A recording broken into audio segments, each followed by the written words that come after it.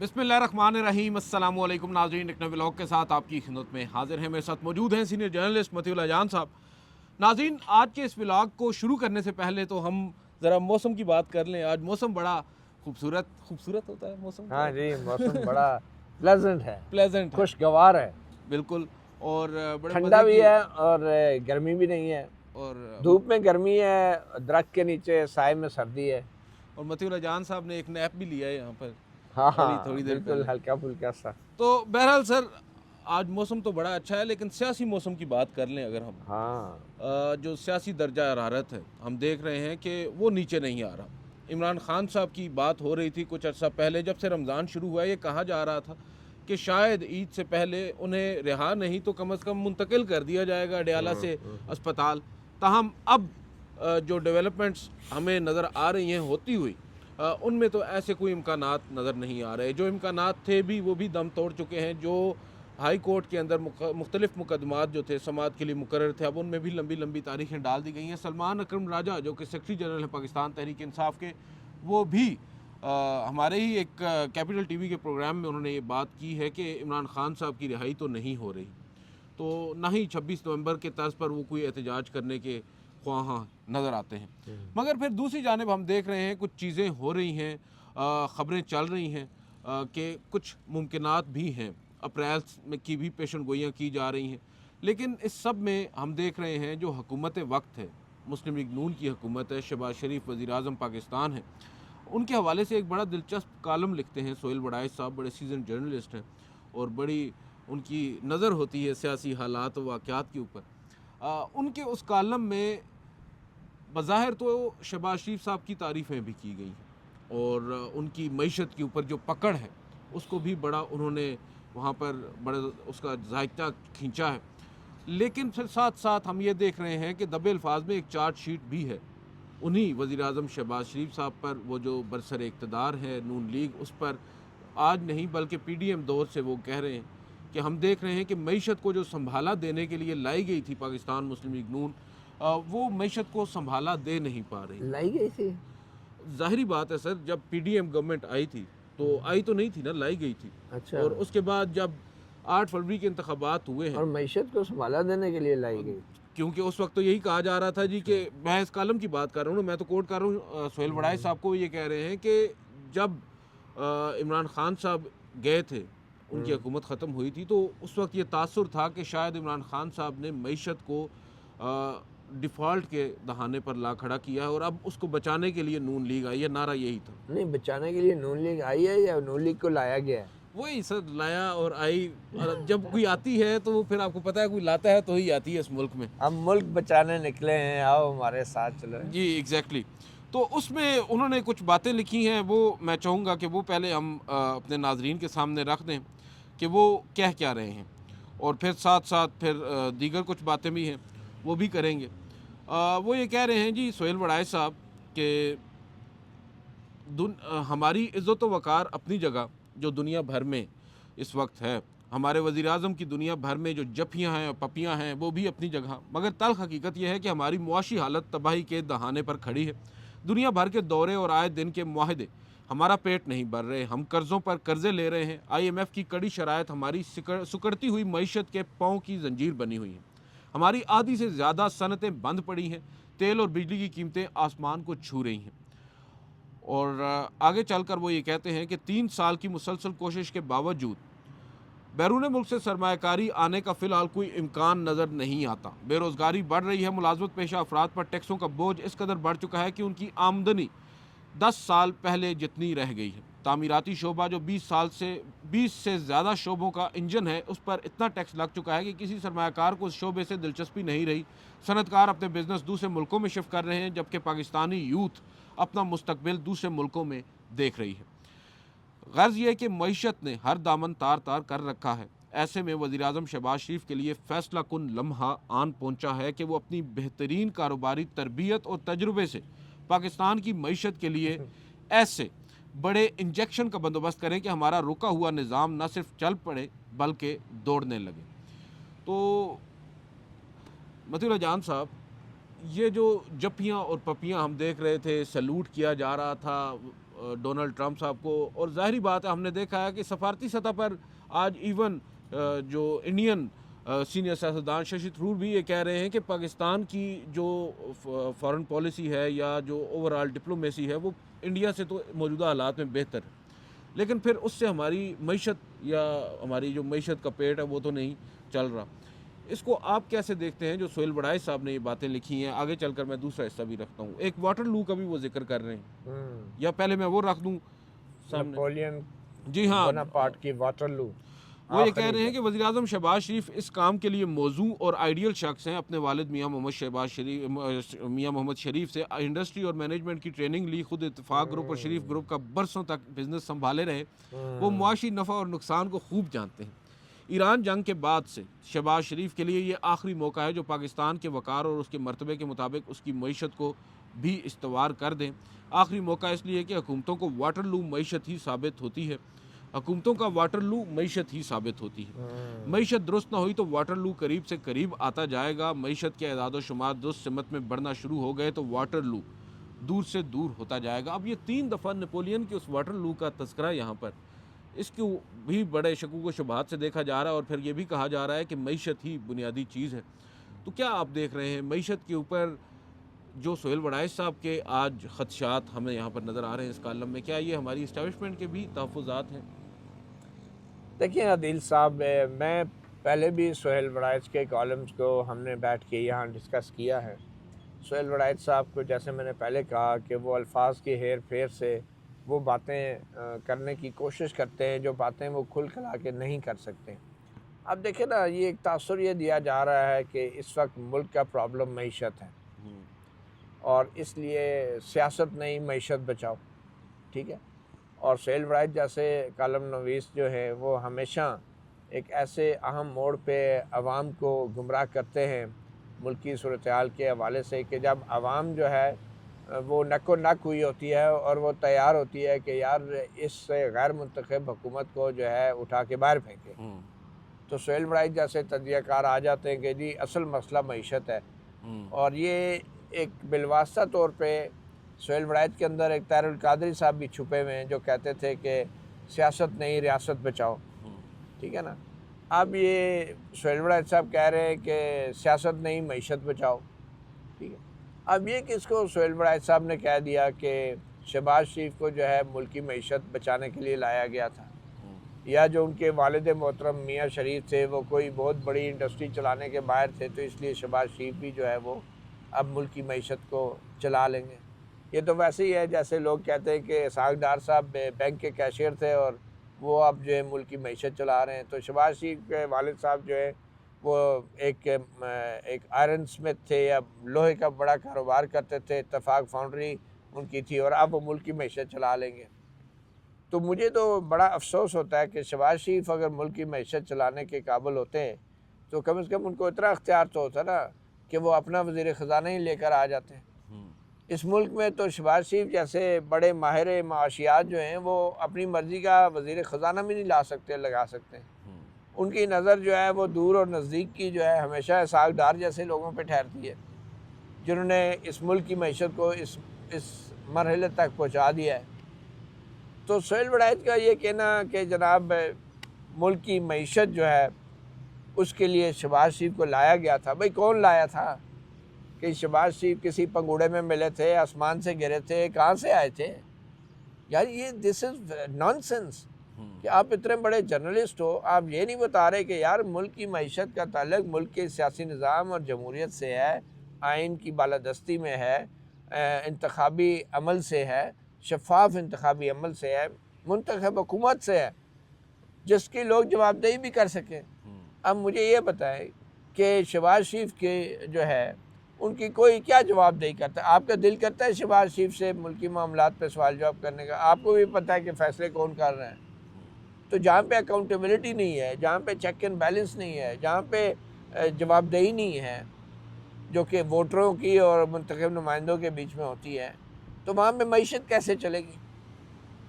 وہاں پہ تو معیشت ان طاقتور اداروں کی چلے گی نا کہ جو فیصلے کرتے ہیں, جو خود کاروبار بھی کرتے ہیں اور پھر حکومتوں کی بازو مروڑ کے فیصلے بھی کرواتے ہیں. مجھے بتائے نا, یہاں پہ سہیل وڑائچ کو کیوں نہیں ہمت پڑتی وہ کہے کہ بھئی اسٹیبلشمنٹ جو ہے خود بزنس بھی کرتی ہے، ملکی بزنس کی پالیسیاں بھی بناتی ہیں، اور کوئی پوچھ سکتا ہے سہیل وڑائچ جیسا صافی اسٹیبلشمنٹ سے کہ آپ کیا پالیسیاں بنا رہے ہیں؟ یہ ملک کی معیشت کے ذمہ دار جو ہے یہ شہباز شریف جیسے لوگ نہیں ہیں۔ شہباز شریف کیا بیچتا ہے اس ملک میں، مجھے بتائیں آپ؟ جو پالیسیاں بنانے والے ہیں وہ تو اسٹیبلشمنٹ ہے۔ سہیل وڑائچ جیسے صافی کیوں نہیں سوال کرتے کہ بھئی یہ کس ملک کو کہاں لا کے چھوڑ دیا آپ نے؟ کبھی شہباز شریف کو پکڑ لیں گے، کبھی کسی اسحاق کو پکڑ لیں گے، کبھی وزیر کو پکڑ لیں گے، اس کی پالیسیاں ایسی ہیں۔ جو اصل مجرم ہے اس سے آپ سوال کر سکتے ہیں، میں اور آپ بیٹھ کے بھی اسٹیبلشمنٹ کر رہے ہوتے ہیں۔ کم از کم اتنا سہیل وڑائچ تو اتنا کر سکتے ہیں نا، لوگوں کو گمراہ تو نہ کریں نا کہ مسئلہ معیشت ہے جی، اور شہباز شریف صاحب اگر تھوڑی ہمت کر دیں تو بس ملک میں تو سکھ و چین آ جائے گا، دودھ کی نہریں، شہد کی نہریں بہہ جائیں گی، مسئلہ حل ہو جائے گا، شہباز شریف جی یہ کر دیں تو شہباز شریف۔ یار یہ مسئلہ نہیں ہے اس ملک کا۔ اس ملک کا مسئلہ ایسے بد دیانت صحافی اور تجزیہ کار ہیں جو لوگوں کو ہمیشہ گمراہ کرتے رہتے ہیں اور یہ تاثر دیتے رہتے ہیں۔ کبھی کہتے ہیں ریاست بچاؤ، سیاست نہیں ریاست بچاؤ، پھر کہتے ہیں نہیں مسئلہ سارا صرف معیشت کا ہے، بس معیشت ٹھیک ہو جائے تو کون پوچھتا ہے کہ الیکشن چوری ہوئے تھے نہیں ہوئے تھے؟ کون پوچھتا ہے شہباز شریف کے تو وزیر اعظم کیسے بنے ہو؟ کون پوچھے گا مریم نواز سے کہ اس نے جہاز کیسے 11 ارب کا خرید لیا؟ بس تھوڑے سے پیسے آنا شروع ہو جائیں اور پھر سرمایہ کاری نہیں آ رہی ہے جی۔ مسئلہ اس ملک کا سرمایہ، میں کہتا ہوں نہیں ہے یہ مسئلہ، اس ملک کا مسئلہ معیشت نہیں ہے اس وقت۔ ٹھیک ہے لوگوں کو کھانے کو نہیں مل رہا، غربت ہے، سب کچھ ہے، لیکن اس سارے مسئلے کی جڑ جو ہے وہ یہ انتخابات تھے جو استعفیٰ کرائے گئے، وہ غیر منتخب حکومت کو زبردستی لایا گیا۔ تو جو لوگ منتخب نہیں ہوتے وہ عوام کے لیے، عوام کی معیشت کے لیے، عوام کے روزگار کے لیے، روٹی کپڑے مکان کے لیے وہ کیوں فیصلے کریں گے؟ اور جو فیصلے کرنے والے ہیں وہ کاروبار بھی کر رہے ہیں، وہ تو اپنے کاروبار کے لیے تمام فیصلے کریں گے، چاہے وہ ہاؤسنگ پروجیکٹس ہوں، چاہے وہ سیمنٹ فیکٹریاں ہوں، انڈسٹریاں ہوں، وہ تو پالیسیاں بنوائیں گے حکومت سے، شہباز شریف جیسے ربڑ اسٹیمپ سے مورے لگوا کے آ جاتے ہیں، جب تجزیہ کرتے ہیں جی اگر یہ ہو جائے، یہ معیشت ہو جائے، سیدھی ہو جائے۔ لوگوں کو یہ بھی نہیں پتہ کہ یہ حکومت جو ہے ان کی منتخب ہے یا نہیں ہے، اور یہ اٹھ کے آگے یہ مفت کے مشورے دینے والے خود ساختہ ایڈوائزر اور خود ساختہ تجزیہ کار کہ حکومت اگر یہ کر لے تو معیشت ٹھیک ہو جائے، تو پیسہ آ جائے، تو انویسٹمنٹ آ جائے، تو بیوقوف بنائی جا رہے ہیں۔ ہر کالم میں جو ہے وہ ان کو ایزی ٹارگٹ ایک لیا ہوا ہے، ایک وہ پنچنگ بیگ جیسے نہیں ہوتے، تو ہمارے ملک کے یہ سیاستدان وزیر اعظم بھی پنچنگ بیگ ہوتے ہیں، ان کو مکے مار مار کے۔ انہیں بھی تو شوق ہے نا پنچنگ بیگ بننے کا، کیوں کر وہ بیک ڈور سے اقتدار میں آتے ہیں سر؟ نہیں بالکل ٹھیک ہے، آپ انہیں جو مرضی کہیں، آپ کی بات بھی ٹھیک ہے، یہ بات بھی کرنی چاہیے، لیکن کیا سہیل وڑائچ یہ بات کر رہے ہیں؟ سہیل وڑائچ جیسے صحافی اتنے بڑے اخبار میں چھپتے ہیں، روزنامہ جنگ، ٹھیک ہے، اور یہ تجزیہ دیکھیں کیا ہے کہ جی شہباز شریف کو لایا گیا تھا، یہ نہیں بتاتے تھے کون لایا تھا، کیسے لایا تھا، کس طرح لایا تھا، یہ بھی بتائیں نا۔ پھر نہیں وہ دبے الفاظ میں بتاتے ہیں۔ دبے الفاظ میں کیا یار، اگر یہ اتنا سینئر صحافی بھی اگر دب کے تجزیہ کرے گا تو وہ پھر تجزیہ تو نہ ہوگا نا، وہ تو پھر اس کو میں کیا کہوں، کچھ اور ہوگا۔ جتنا دباتے ہیں وہ ایسی پھر تجزیہ اور باتیں نکلتی ہیں۔ اچھا آخر میں وہ لکھتے ہیں شہباز حکومت کو 2 سال گزر چکے، اگر پی ڈی ایم والا ٹائم بھی شامل کیا جائے تو پھر یہ مدت 3 سال سے بڑھ جاتی ہے۔ کیا اب فیصلہ کن لمحہ آ نہیں گیا کہ معیشت میں بدلاؤ آئے؟ عوام قربانیاں دے دے کر تھک چکے ہیں، انہیں کوئی ریلیف ملے گا تو حکومت کامیاب تصور ہوگی، ورنہ اسے ناکام ہی تصور کیا جائے گا۔ اب دیکھیں عوام کی بات کر رہے ہیں سر وڑائچ صاحب، آپ پھر ان پر تنقید کرتے ہیں۔ کچھ ایسا کیا جائے کہ معیشت میں بدلاؤ آئے، یہ نہیں کہ سہیل وڑائچ جیسے لوگوں کو اس سے کوئی غرض نہیں ہے کہ اس ملک میں الیکشن ہونے چاہیے۔ اس ملک میں جو سب سے بڑی سیاسی جماعت ہے اس کے لیڈروں کو جیل میں ڈالا ہوا ہے۔ سہیل وڑائچ کے لیے یہ کوئی مسئلہ نہیں ہے کہ شفافیت ہونی چاہیے، عدلیہ میں کوئی انصاف دینا چاہیے۔ معیشت، لوگ غریب ہیں، قربانیاں دے رہے ہیں، بھائی قربانیاں لوگ دے تو رہے ہیں گھروں میں بیٹھے ہوئے، آپ نے ان سے رائے بھی لی ہے؟ آپ بڑے آئے لوگوں کی قربانیوں کا حساب کتاب رکھنے والے۔ اصل میں لوگ قربانیاں نہیں دے رہے، حکومت قربانی لے رہی ہے، ان سے قربانیاں لی جا رہی ہیں۔ یہ سہیل وڑائچ جیسے لوگ جو ہیں یہ لکھے نا کہ بھائی یہ جو لوگوں کے ساتھ ہو رہا ہے، اپوزیشن کے ساتھ ہو رہا ہے، سیاستدانوں کے ساتھ، سیاسی جماعتوں کے ساتھ، پارلیمنٹ کے ساتھ، ججوں کے ساتھ، عدلیہ کے ساتھ، یہ قربانیاں لوگ نہیں دے رہے۔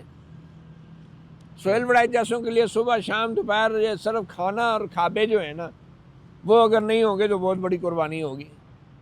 بھائی لوگوں کے بنیادی انسانی حقوق کے ساتھ جو ہو رہا ہے وہ قربانی نہیں نظر آ رہی آپ کو؟ کیا قربانی نظر آ رہی ہے جی؟ تنخواہ دار طبقے کا ٹیکس بڑھ گیا، ہاں وہ بھی غلط ہے، لیکن کیا یہ ایشو ہے؟ لوگوں کو بیوقوف بنا رہے ہیں آپ. جو اصل مسئلہ ہے، جڑ ہے، وہ یہ نہیں ہے کہ شہباز شریف کی پالیسیاں جو ہیں وہ ناکام ہیں. اب سہیل وڑائچ جیسے یہ تجزیہ کار جو ہے یہ ہمیشہ انہوں نے اسٹیبلشمنٹ کو طاقتور کیا، کیونکہ ہماری اسٹیبلشمنٹ کا بھی مطمع نظر یہی رہا ہے کہ لوگوں کے مسئلے یہ انسانی حقوق اور جمہوریت نہیں ہے، لوگوں کو روٹی اور کپڑا چاہیے، مکان چاہیے.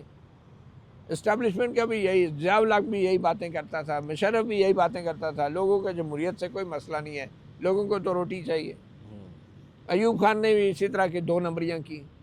اور اب ہمارے تجزیہ کار بھی یہ 2 نمبریاں کرتے ہیں، اپنے تجزیوں میں یہ تاثر دینے کی کوشش کرتے ہیں کہ اصل مسئلہ روٹی ہے، کہ جیسے گھروں میں لوگوں کے آٹے کے تھیلے پھینک دیے جائیں تو لوگ بس سکون میں، کوئی سیاسی کے مہم نہیں ہے، کوئی انسانی حقوق نہیں ہے، کوئی آئین جائے بھاڑ میں. یہ اس طرح کے لوگ ایسے تجزیوں سے لوگوں کے ذہن سازی کرتے ہیں کہ مسئلہ روٹی کیا ہے، روٹی کیا ہے، تم لوگ تو غریب ہو، تم لوگ روٹی کھاؤ. خود یہ صبح شام دوپہر جو ہے ان کے کھابے نہیں ختم ہوتے اور لوگوں کو بھی اس لائن پر ڈال دیا کہ اصل مسئلہ روٹی ہے، اصل مسئلہ معیشت ہے. یار ہے معیشت، اس میں کوئی شک نہیں ہے، لیکن پہلے معیشت کا جو فساد کی جڑ ہے اس کو تو دیکھو نا. اور وہ جڑ یہی ہے کہ سیاسی عدم استحکام ہے، غیر جمہوری رویے ہیں، انسانی حقوق نہیں ہے، عدلیہ آزاد نہیں ہے، میڈیا آزاد نہیں ہے، یہ ملک آزاد نہیں ہے. لوگوں کو بیوقوف بناتے ہیں کہ جناب معیشت ٹھیک ہو جائے تو، معیشت ایسے ہو جائے تو. یہ وہ تھیوریاں ہیں جو ہمارے ڈکٹیٹرز بیچتے رہے ہیں، اور آج یہ اعلی کار بنے ہوئے ہیں سہیل وڑائچ جیسے صحافی ان تھیوریوں کو مزید آگے بیچتے رہتے ہیں، اور اصل کام، اصل چیز وہ چھاپ ہی نہیں سکتے کہ اس ملک کا اصل مسئلہ کیا ہے. بولے نا، وہ میں نے بتا دیا آپ کو. اچھا، اس میں ایک چیز، اب چلیں سہیل وڑائچ صاحب کو تو آپ نے کچھ زیادہ ہی سنا دیا ہے، لیکن بہت کم سنا ہے. اچھا چلیں، میرے خیال سے آج کے لیے اتنا کافی. اچھا، آگے چلتے ہیں دوسرے موضوع کی طرف. جیسا کہ پہلے میں نے انٹرو میں بات کی کہ عمران خان صاحب کے حوالے سے مختلف کیا سرائیاں ہو رہی تھیں، اور آج حیران کن طور پر تقریباً 1-1.5 ماہ پرانا ایک ویڈیو کلپ ہے محمد مالک صاحب کا، جو کہ ایک اور بہت بڑے صحافی ہیں، ان کا ہے، ان کے پروگرام کا، جس میں وہ فائنل آفر عمران خان صاحب کو حکومت کی جانب سے جو پٹ کی گئی ہے وہ سامنے رکھ رہے ہیں. اور اس کے اوپر کافی چرچا ہو چکی ہے، بحث ہو چکی ہے. وہ جو 1 سال پہلے الیکشن، نیا الیکشن کمیشن، سب کچھ انہوں نے کہا تھا کہ پروپوز کیا گیا ہے عمران خان صاحب کو فائنل ڈیل کے طور پر. اب اچانک سے جب ہم دیکھ رہے ہیں کہ عمران خان صاحب جیل سے باہر نہیں آئے، نہ ہی ان کو منتقل کیا جا رہا ہے، تمام کیسز بھی لٹک چکے ہیں، اور نہ ہی ان سے کوئی ملاقات ہو سکی، ان کی فیملی کی، ان کے اہل خانہ کی، ان کے ایون جو پرسنل معالجین ہیں ان کو بھی ان تک رسائی نہیں دی گئی. تو اس کا تو چلیں ڈراپ سین ہو چکا. اب اگلا فوکس پی ٹی آئی کا یا سہیل آفریدی کا بظاہر یہ نظر آ رہا ہے کہ عید کے اگر تیسرے روز یا چوتھے روز منگل کے دن ملاقات نہ کروائی گئی یا ذاتی معالجین تک رسائی نہ دی گئی تو وہ جو زندگی اور موت کا کنٹینر ہے نا سہیل آفریدی صاحب کا، وہ اس پر بیٹھ کر اسلام آباد کی جانب کوچ کریں گے. تو آپ کیا دیکھ رہے ہیں کہ کیا اسی وجہ سے یہ جو ویڈیو کلپس پرانے ہیں وہ اچانک سے وائرل ہو رہے ہیں تاکہ ایک دفعہ پھر کنفیوژن ایک اضطراب کسی کیفیت میں الجھایا جائے پاکستان تحریک انصاف کے کارکنان کو، جو کہ سم وٹ اب یہ طے کر چکے ہیں کہ انہیں گھروں سے نکلنا ہے؟ عدیل، پی ٹی آئی بطور اپوزیشن جماعت، اس کے ساتھ اتنا کچھ ہو چکا ہے اس کے کارکنوں اور لیڈروں کے ساتھ کہ ڈیفینیٹلی بڑی تعداد میں ایسے قائدین اور کارکن بھی ہیں جو تھک چکے ہیں، جو چاہتے ہیں کہ اس ساری کشمکش کا کوئی ڈراپ سین ہونا چاہیے، جو چاہتے ہیں کہ عمران خان کچھ بھی ہو، کسی بھی طرح وہ باہر آ جائے، چاہے انہیں ڈیل ہی کرنا پڑے، اور جو سمجھتے ہیں کہ اگر کوئی بھی چیز مان کر عمران خان باہر آئیں گے تو وہ ڈیل نہیں ہوگی. اور اس میں کوئی شک نہیں ہے کہ عمران خان کی اس وقت پاپولیرٹی اور ان کا اسٹیچر اتنا ہے کہ وہ جو بھی شرط مان کے باہر آئیں گے ان کی سیاست پہ کوئی اثر نہیں پڑے گا. بالکل ٹھیک. یہ بڑی یونیک فنامنا ہے. وہ اس لیے نہیں پڑے گا کہ ہی از a very popular leader. Nawaz Sharif جیسے لوگ اور اسد زرداری جیسے لوگ جس طریقے سے یہ ڈیلے کر کے باہر آئے ہیں جیل سے، ان کی سیاست پہ اثر اس لیے پڑتا تھا کہ وہ اتنے پاپولر نہیں تھے اور پھر اسٹیبلشمنٹ ان سے کی گئی ڈیلوں کو خود بھی ہائی لائٹ کرتی تھی ان کو کمزور رکھنے کے لیے، تاکہ ان کو دبا کے رکھا جائے، کیونکہ ان کے ساتھ لوگ نہیں تھے۔ تو خان کی یہ پوزیشن نہیں ہے۔ تو اب یہ اس طرح کی جو خبریں آتی ہیں یا اچانک کوئی پرانی ویڈیو وائرل کر دی جاتی ہے مذاکرات کے حوالے سے، ڈیل کے حوالے سے، پیشکشوں کے حوالے سے، اس کا ایک ہی مقصد ہوتا ہے کہ پارٹی کے اندر جو پہلے سے ایک اضطراب ہے، ایک انگزائٹی ہے، ایک ٹینشن ہے، ایک پریشر ہے، اور اس میں ڈفرینس آف اوپینین ہے، اس کو مزید بڑھایا جائے، پارٹی میں تقسیم کی جائے، پارٹی کو کنفیوز کیا جائے، کمزور کیا جائے، کارکنوں کے اندر دو قسم کی سوچ ڈالی جائے۔ ایک وہ سوچ کہ عمران خان کے لیے نکلنا ہے، ایک وہ سوچ کہ نہیں ابھی ڈیل کی خبریں آ رہی ہیں، شاید کوئی مسئلہ حل ہو جائے تو ہمیں نکلنے کی کیا ضرورت ہے۔ تو یہ اس طرح کی جو ہے نا میڈیا مینجمنٹ بھی ہوتی ہے۔ اور اب دیکھیں نا، اسلام آباد ہائی کورٹ نے تو ججمنٹ دے دی، آرڈر دے دیا۔ کیا آرڈر دیا جی؟ کہ ڈاکٹر عارف اور ڈاکٹر ندیم قریشی جو ہیں ان پر مشتمل ایک میڈیکل بورڈ بنا دیا، اور یہ وہی دو ڈاکٹر ہیں جو کئی بار عمران خان کا معائنہ کر چکے ہیں، اور انہوں نے ایک بار بھی یہ نہیں کہا کہ ان کو شفا انٹرنیشنل میں شفٹ کیا جائے یا کسی بڑے ہاسپٹل میں، ایک دفعہ بھی نہیں کہا۔ انہی پر مشتمل جسٹس باب طاہر اور جسٹس راجہ، میرے خیال میں جسٹس خادم سے ان کے ساتھ ایک دوسرے خادم حسین سمرت، انہوں نے وہ آرڈر دے دیا، انہی دو ججوں کو بٹھا دیا کہ بھئی آپ، وہ کدھر ہے ان کا آرڈر؟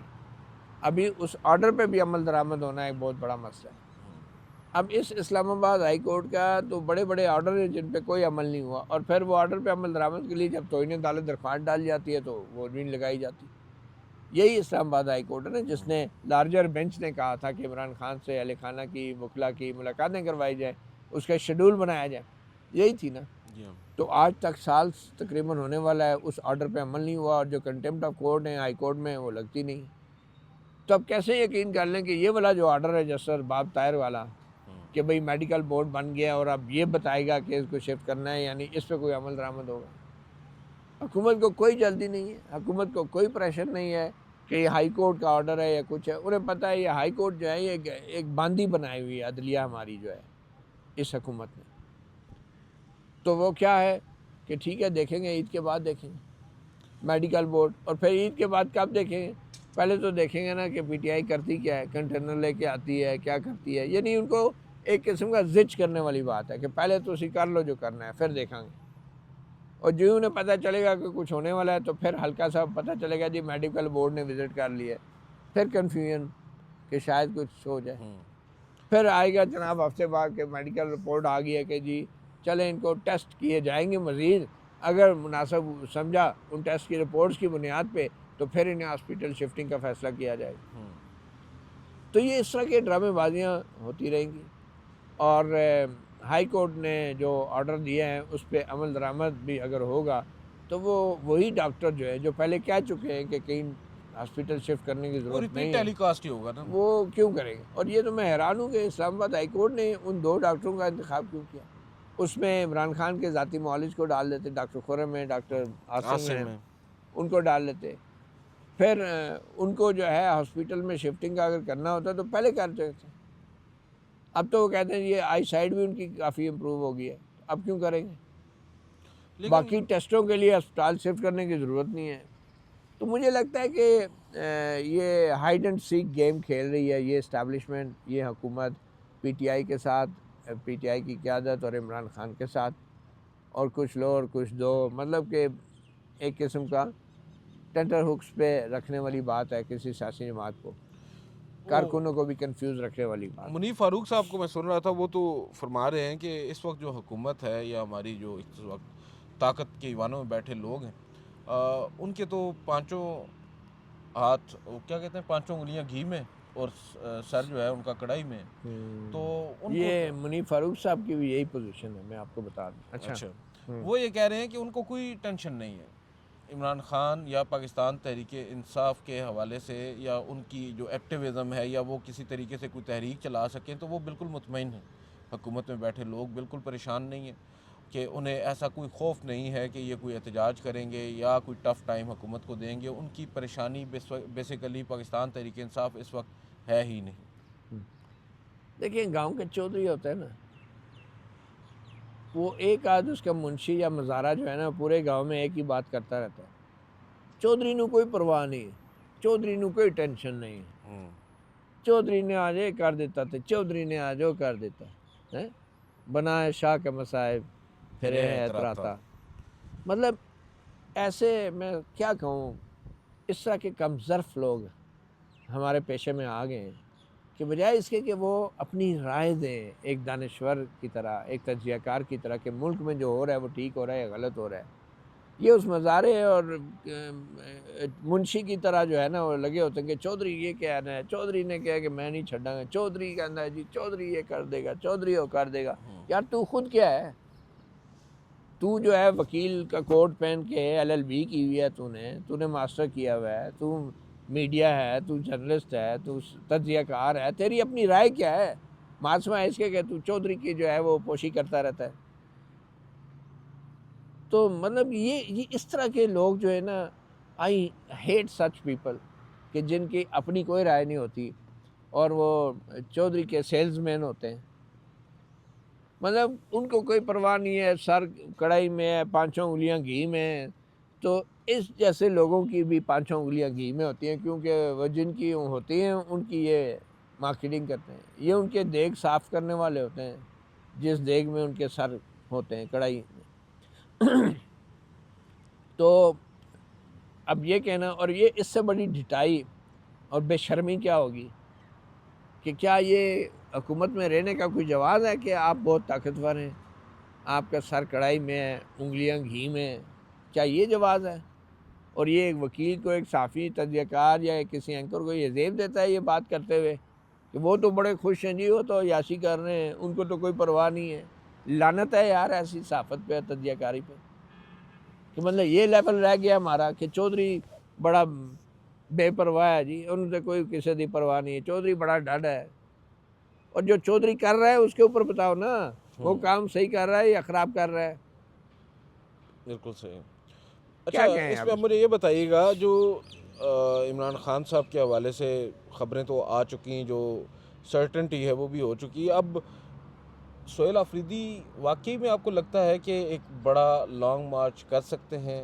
وہ جو ایک زندگی اور موت کا ان کا کنٹینر ہے اس پر بیٹھ کر وہ آئیں، تو جس طرح ماضی میں بھی ہم دیکھ چکے ہیں علی امین گنڈا پور صاحب کو کہ وہ ایک بڑا قافلہ لے کر اسلام آباد کی طرف آئے تھے، تو اس وقت کیا پاکستان تحریک انصاف کو آپ سمجھتے ہیں اس پوزیشن میں ہے وہ کہ بڑی تعداد میں کارکنان کو گھروں سے باہر نکال پائے اور اسلام آباد کی طرف وہ ایک مؤثر احتجاج کر سکیں؟ دیکھیں الٹیمیٹلی کیا ہوگا، دیکھیں پی ٹی آئی ایک سیاسی جماعت ہے، اور جو کچھ پی ٹی آئی کے ساتھ ہوا ہے وہ میرے نہیں خیال کہ کسی سیاسی جماعت کے ساتھ ہوا ہوگا، ماسوائے ایک فرق ہے کہ پیپلز پارٹی کے لیڈر کو پھانسی چڑھا دی گئی، ٹھیک ہے نا؟ اور میرے خیال میں اگر لوگ اس وقت اتنا زیادہ ہوتے نا جس طرح آج کل عمران خان کے ساتھ، تو بھٹو کو بھی پھانسی نہ لگتی۔ لوگ تو اس وقت بھی تھے سر، تھے، سوشل میڈیا پہ آج زیادہ دیکھیں ہمیں نا پریزنس اس نظر وقت آتی بھی ہے نا۔ جبر تھا نا، اس وقت بھی جبر تھا، لوگوں نے خود سوزیاں بھی کی ہیں بھٹو کی پھانسی پہ، کوڑے ٹھیک بھی ہے، کھائے اس ہیں۔ میں کوڑے بھی کھائے، جیلوں میں گئے ہیں، اس وقت ٹارچر بھی ہوئے ہیں، یار کیا کچھ نہیں کیا جنرل ضیاء الحق کے لیے۔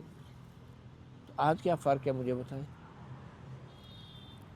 آج ایک فرق ہے کہ کسی آمر کو اتنی جرت نہیں ہوتی کہ اس کو پھانسی کے پھندے تک لے کے چلا جائے، ٹھیک ہے نا؟ اور ایک اور فرق بھی ہے جس کی سزا میں وہ بھگت بھی رہا ہے کہ جو کچھ ہوا اس ملک میں وہ شاید پیپل پارٹی کے جالوں کو بھی اتنی ہمت نہیں ہوئی۔ یہ اور بات ہے کہ اس دور میں بھی رد عمل ویسے ہی تھا، اور یہی رد عمل تھا جس کو تاریخ میں الذوالفقار کے نام سے یاد رکھا جاتا ہے۔ 13 ہائی جیکنگ کے الزامات جو ہیں وہ تاریخ کا حصہ ہیں، اور بہت سارے ایسے سنگین الزامات ہیں، ٹھیک ہے نا؟ تو بات یہ کہ ریئیکشن تو پھر یہی ہوتا ہے جب ناانصافی ہوتی ہے۔ تو آپ کہتے ہیں کہ کیا یہ ہوگا، کیا سہیل آفریدی لے کے نکلیں گے؟ میرے خیال میں اگر سہیل آفریدی نہیں نکل سکتے نا، تو پی ٹی آئی میں باہر تو ایسا کوئی نہیں ہے جو نکل سکتا ہے، جو اگر ہے تو وہ اندر ہی ہوگا۔ تو پارٹی کو اس کا ٹیمپو، اس کا مورال، اس کو ہائی رکھنا یہ لیڈرشپ کا کام ہوتا ہے، یہ لیڈر کا سب سے بڑا امتحان ہوتا ہے۔ اگر اس نے کچھ نہیں بھی کرنا ہوتا نا تو اس نے کچھ نہ کچھ کہنا ہوتا ہے، کچھ نہ کچھ کرتے رہنا ہوتا ہے۔ اگر آپ یہ توقع کر رہے ہیں کہ چونکہ وہ ایسا ہو نہیں سکتا کہ وہ ایسے لانگ مارچ پہ نکلیں، کنٹینر لے کے نکلیں، تو اس لیے انہیں کچھ بھی نہیں کرنا چاہیے، یہ ایک غلط چیز ہے۔ یہ ہم اس کی لانگ مارچ کی یا احتجاج کی کامیابی کے اوپر جتنے بھی تجزیے کر لیں، ہمیں یہ سمجھنا چاہیے کہ ایسے مشکل حالات میں پارٹی کو برقرار رکھنا، اکٹھے رکھنا، اس کا مورال بلند کرنا، اس کے لیے یہ تمام پلاننگ، منصوبہ بندی، چیزیں، بیانات کرنا بہت ضروری ہیں۔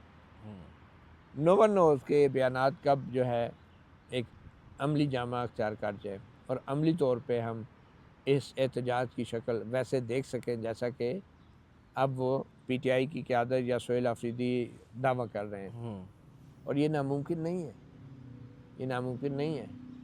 اگر لوگ کسی وجہ سے، کسی مصلحت، کسی خوف کی وجہ سے باہر نہیں آ رہے، کوئی نہ کوئی ایسا موقع ضرور آتا ہے جب لوگ اپنی نفرت کا اظہار کرتے ہیں۔